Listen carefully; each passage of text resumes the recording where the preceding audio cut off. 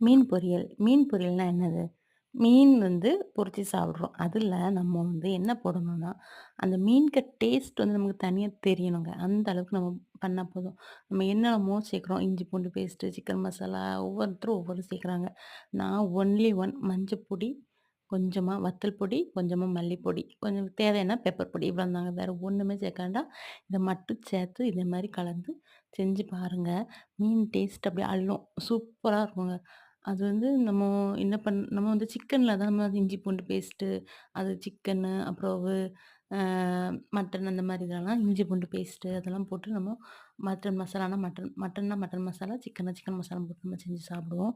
மீனுக்கு நீங்க இத மட்டுமே போட்டு பாருங்க. அந்த மீன் டேஸ்ட் நமக்கு தெரியணும். மீன்னா என்னங்க? மீன்னா என்னது? சிக்கன்னா என்ன? தனித்தனியா அதுக்கு டேஸ்ட் தெரிய வேண்டாமா? நீங்க இப்படி இதே மாரி பொரிச்சு நீங்க சாப்பிட்டு பாருங்க. வேற எதுவுமே நீங்க போடாதீங்க. மஞ்சள் பொடி, வத்தல் பொடி, மல்லிப்பொடி,